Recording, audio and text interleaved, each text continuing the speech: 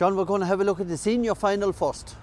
Yeah, Stevie, I suppose this is the weekend which every club in the county at the start of the year set out to be involved in the senior hurling Danbreen final there, and it's down on Saturday, or on Sunday I should say, 3:45 at the stadium. Lochmore, Castleiney and Tummyvara. A unique final insofar as neither of them they've never met one another before. So I suppose all the finals that's on this weekend, the participants never met before at the county final stage. Look at, I suppose, Lochmore bidding for a unique double this year, having qualified last Sunday for the football final.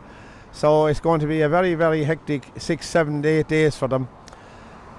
They are undefeated in the hurling this year, came right through the mid-championship, through the county, and find themselves, after beating Sarsfields the last day, up against Tummyvara.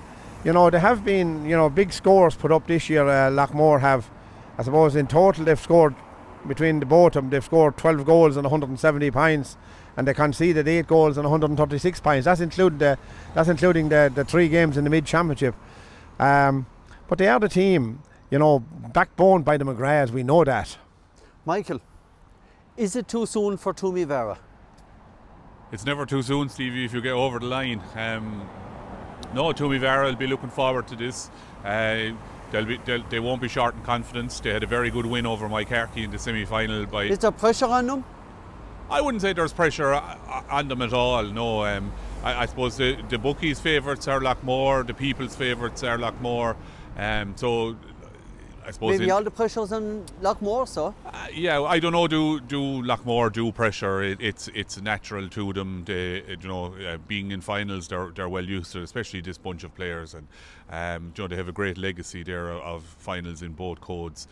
They're also in the Premier Junior football final as well. So they could potentially have three finals by 3 county finals won by Sunday week, which would be some achievement for them. But going back to Tummyvara, look, they were in the semi-final last year, lost out to Killadangan. They lost out to Killadangan in the North final this year, and then lost out to near neighbours Borsley in round 1 of the county championship. So at that stage they were probably thinking maybe it wasn't going to happen for them this year, but look, they righted it. They probably got lucky enough with the draws in the quarter-final and semi-final with Brackens and Mycarkey, but that is the look of the draw, and they're in the final.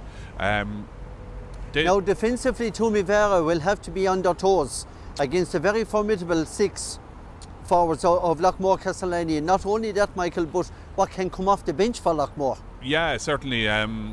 The John McGrath seems to be in real good form for Lochmore at the moment.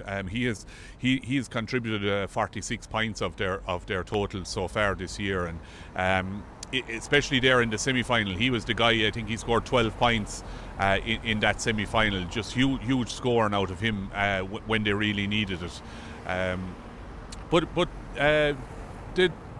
the Tuam defence has been quite good, and Barry O'Connell there, who was a former Clare panellist, was a real addition, or Limerick panellist, sorry, was a real addition to Tummyvara this year. He plays kind of wing back or cornerback, and he has brought I suppose a bit of experience to their back line, and captain Lockie Ryan there at number 6. But I think the game for me will be won and lost in the middle of the field with Robbie Quirk and Conor O'Farrell for Tuam, who like to sit very deep and create space for their forwards, against Noel McGrath and Kieran Conley, who are just, they could be the Tipperary midfield partnership. They're just excellent guys. So how Tummyvara get a handle on Noel McGrath and the way he roams around the field and drifts into positions will be interesting, considering their own midfielders don't tend to stray too far up or down the field. They're always between the 265s, and so it'd just be interesting. That matchup for me will be very interesting. John, your matchups? Yeah, look at, I suppose, the last day against Lochmore against Sarsfields there, I thought early on in the first 10 minutes their full back line was very vulnerable, and they conceded 2-1 there to Paddy Creedon there in the first 3 attacks that the Sarsfields made. I thought they were a bit slow off the mark, but then they totally picked it up after that. Like they were playing 2-on-2 inside, but for some reason it didn't start well from. But the other side of the coin is Sarsfields never pushed on after that, because they got into their stride. How will they pick up Darragh McCarthy? He hit 2 goals the last day against McCarthy, and I suppose that's really the only barometer we have, because Loughmore beat McCarthy in the mid-final this year, and they were McCarthy was with him up to 10 minutes to go until they lost the man, and then they sort of imploded in the last 10 minutes. And Tommy Vera, couldn't shake off McCarthy. It took him a long time to shake off McCarthy the last day. So from that point of view, they're certainly going in with a chance, Tommy Vera, because it's 2008 since they were in their last final, 2008 since they last won a championship. They are second in the Roll of Honour to Sarsfields, but as I said, 'tis that length of time, long time for a lot of lads hurled with Tommy Vera, didn't get their hands on a Dan Breen medal in that length of time. I suppose Kenny Dunn's the last link with him, and he's managing the side this time. For Tommy Vera, is it a famine? It would be by their standards since go back, we'll say 30 years. But prior to that, again, they had gone, I don't know, many years, a long period of time without a county championship. And I think was it Clonouty they bet in that first county championship way back to get going again, and sure they were one. I think they won 3 in a row, 4 in a row. Will the famine end on Sunday evening? If you ask me to call it yes or no, I'm going for Loughmore on Sunday. Michael? I think it will end, Stevie. If you just looking at the set of forwards, the 3 McCarthys and the 2 Delaney's up front for Tommy Vera.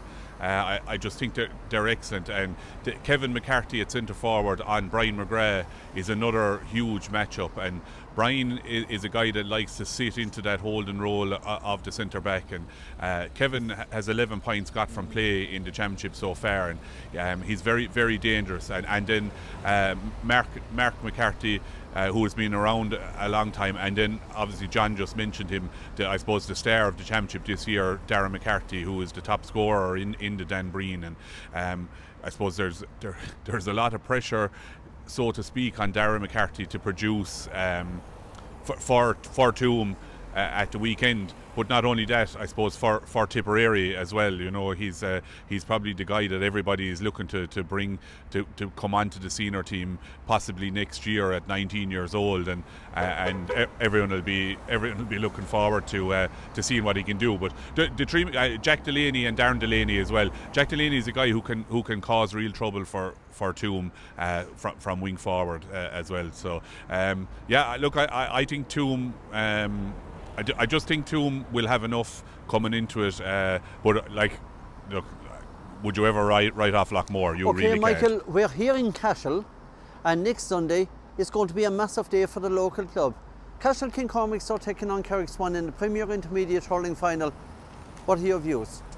Yeah, brilliant for Cashel, brilliant for the West Division to have a team in the Premier Intermediate Final. We'll obviously all be rooting for Cashel to go up and have a West Senior Championship in 2025. But this won't be easy, I suppose. Carrickswan have gone about their business since the start of the year. They won the South Senior Championship. They took on I suppose raging hot favourites Upperchurch in round 1 of the Premier Intermediate and beat them by 2 points. They had qualified by the end of round 2, and they accounted for Burgess very easily, I thought, in the quarter final, and I would say Gortnahu in the semi-final. So they have been ticking along nicely. Have found a real star, I think, in Callum Lanigan at centre forward, and he gets good help from Aaron Dunn and Callum Walsh. But I suppose Cashel are bringing form at the right time of the year. They did win the West Championship, but then they faltered and only finished 3rd in their group. 1 win, a loss and a draw. So they needed to go into the preliminary quarterfinals where they met Borlahan. But I suppose the last 10 minutes of the Borlahan game where they came from behind to win by 4 points, and then going into the quarter-final where probably their best performance of the year in that first half. I think that's where the hard work was done. They played into the wind and went in at half-time ahead, and then obliterated the Sars in the second half. So Cashel are bringing real form, I think, into the final. Owen Connolly is really putting the team on his shoulders. He seems to be everywhere. He's a horse of a man, isn't he? He's playing really well. It's a real good sign for Cashel and for Tipperary with the. Well, you have him, and you also have a delightful hurler coming up, Oisin O'Donoghue. Oisin O'Donoghue was the reason that Cashel, I suppose, are in the final. His extra time exploits, should they win on Sunday, they'll still be talking about them, because in a 3-minute spell he scored 2 goals and won a penalty, and that was the turning of the game in Cashel's favour in the semi-final. But I mean, look, Stevie, we've spoken about Oisin on numerous occasions over the course of the year. He has been excellent for the 20s, and he carried that form into the Premier Intermediate Championship. He's a good guy to get scores, and he looks like he can now, at 18 or 19 years old, be a target man for Cashel on the inside line, which is a real plus for their team. John?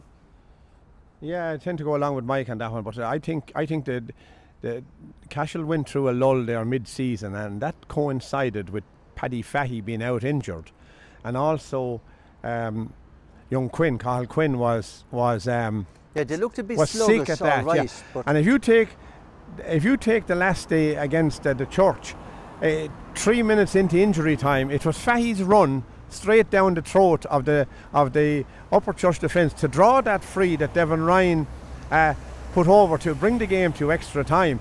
That was a huge run there from Fahey. Like, he doesn't mind taking the belts going through, you know. He's a sort of a rangy hurler, long striding hurler, doesn't mind to take the bit of punishment, and I think he's a huge influence on Cashel. He takes an awful lot of he does an awful lot of dirty work for them. Now, that's not taken from him. He's a good hurler as well. But look, we spoke about Owen Connolly. We know what Connolly. He can mix it. He can, of course. We know what Connolly is like. I mean, we've seen it now, especially coming down the home run there now. Borlahan, Sarsfields, and the last day. I think he got 6 points against Borlahan. He kept Borlahan in the game in the second half there. He caught a couple of great long-range scores.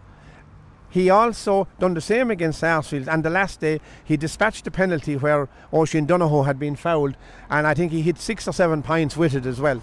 Yeah, 1-6 like the last day was a big one. But when you're getting these points from maybe 80, 90 yards from frees, the opposition can't do anything about it.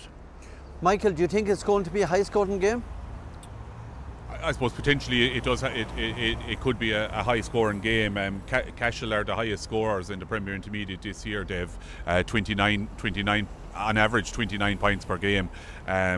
While the Swan score on average 22 points per game. But the Swan do have a loss in the championship, but at that point they were already qualified for the knockout stages, so it didn't really mean anything to them. Another Cashel guy that we haven't mentioned, and before I go to that, I tend to agree with John. Paddy Fahey is very underrated for Cashel, and unless you're watching all their games, you don't get a handle on what he brings to the team and the power that he gets through an awful lot of work, don't it? It gets through an awful lot. A very underrated player. But one guy that we're not mentioning and has probably been the star for them so far this year is Ross Bonner.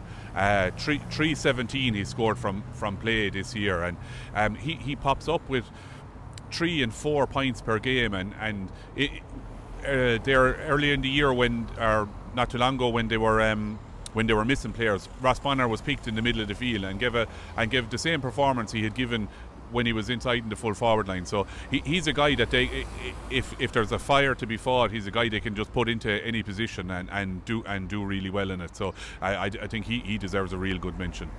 Cashel will obviously be going in maybe as slight favourites, but do you think that the cup will be coming back here to the town? I think it will be. I have a good fancy for them, probably because of the form that they're bringing into the final. It certainly won't be easy. This is a big deal for the town of Carrick to have Carrick Swan in the final.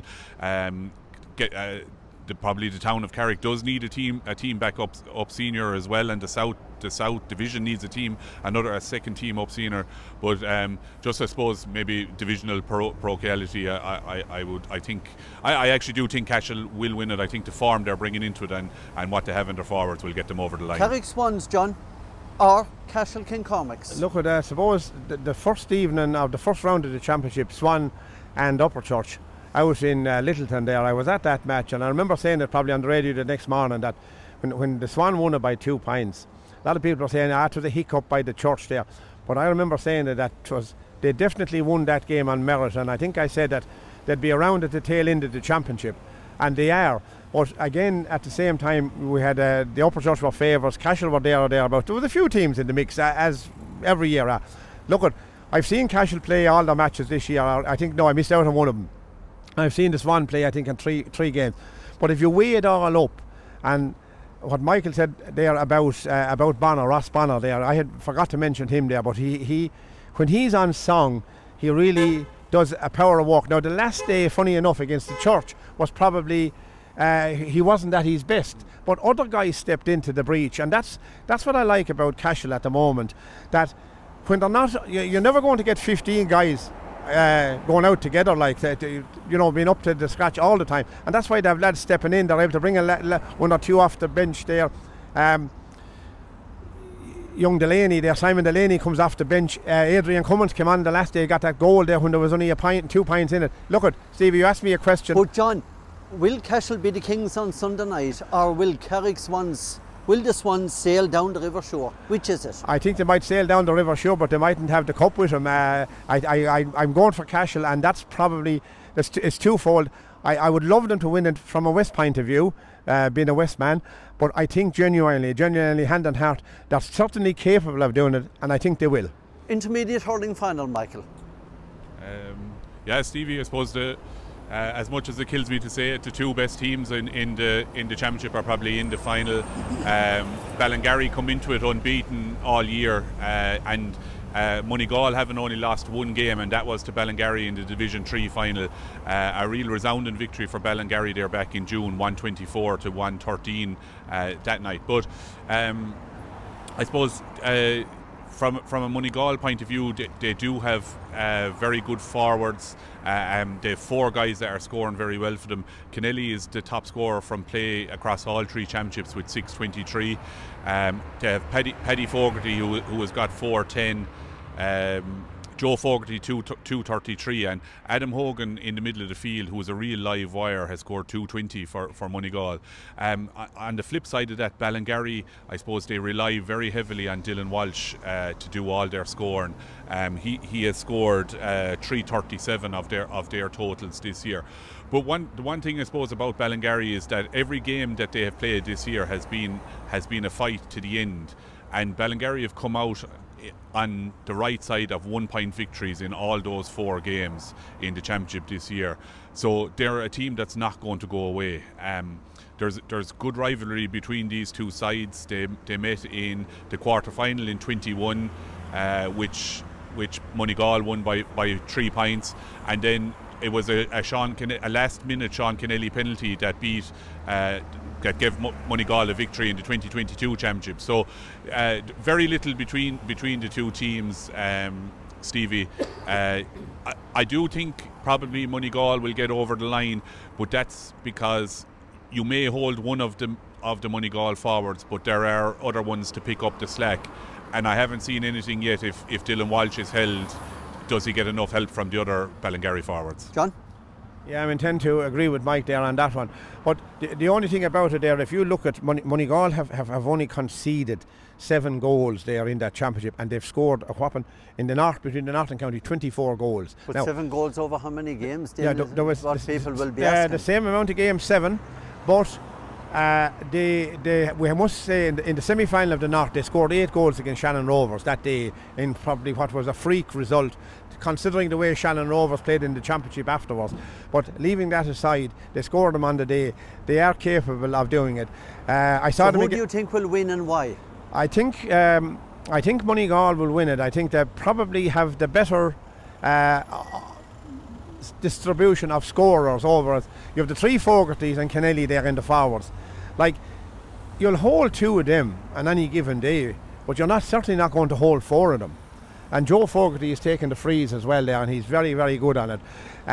You know, while Ballingarry beat them in the league final back whenever it was there in probably April or May or whenever it was, early June there, and gave them a comprehensive beating that day. But I tend not to put much emphasis on the county leagues here in Tipperary. Kennelly didn't play that day. He didn't. Kennelly would have been on the county panel that day.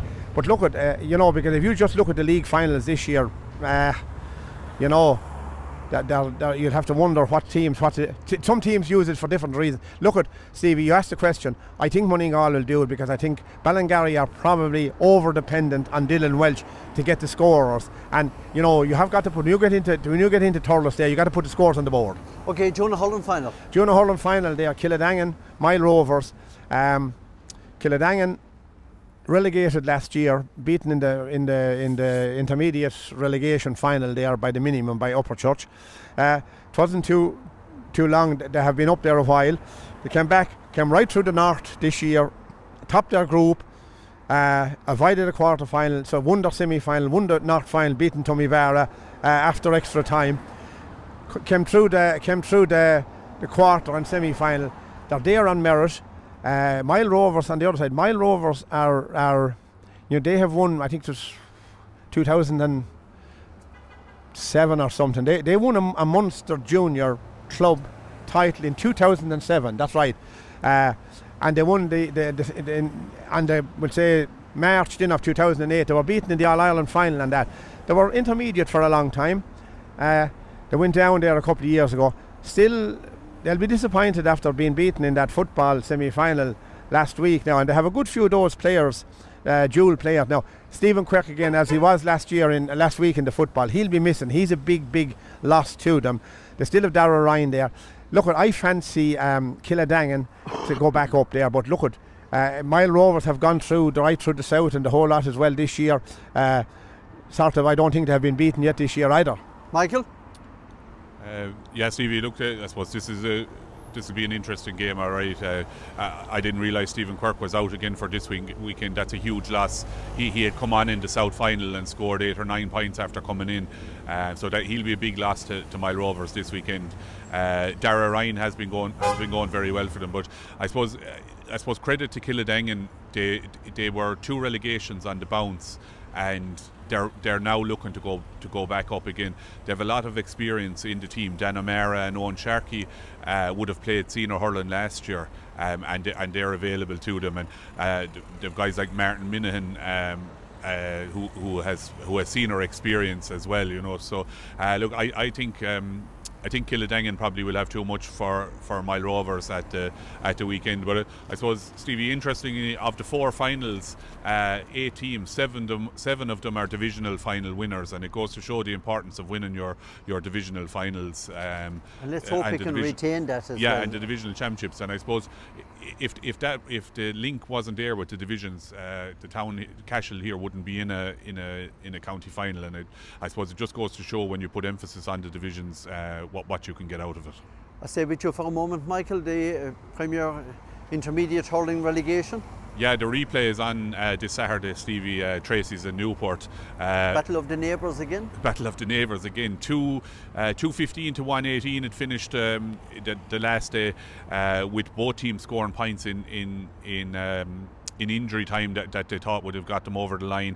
Tracy's had a chance at the end that maybe that if they don't get over the line on Saturday, they'll rue that chance, because it was a good one. But yeah, look, Colin Floyd was the guy that brought Newport back into the game.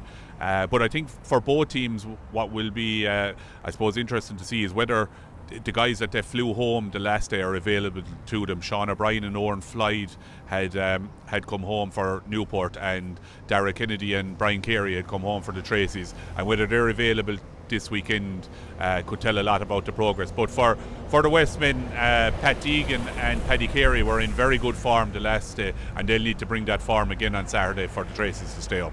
John? Yeah, I think so. The last day, but Paddy Deegan hit 4 points the last day. and he has, to me, he's been a very consistent scorer for Tracy's this year. They are even in the semi-final defeat to Silvermines. They are back in Dundrum for about 4 weeks back now. He hit 6 points that day from the middle of the field. I seen him in the West Championship, you know, putting over points at ease. They're all from play. Paddy Carey hit 9 points the last day, 7 of those from frees there. But then you go to Colin Fly, he hit 12 at other ones. Again, it'll all depend on who is available, I think, and have those guys gone back to, I think the Tracy lads, they came from Dubai or something like that, but they're working out there. Whereas I think that the Newport guys may be just on travel, and they were able to do that. Look, it will be interesting. I just think maybe that the Tracys, you know, the day against the Silvermines, I thought they played exceptionally well, and I think if they bring that form, the second half form of that day, to the Rag on Saturday, I think they'll prevail and retain their status for next year. Okay, gentlemen, thank you indeed for joining me here from Cashel.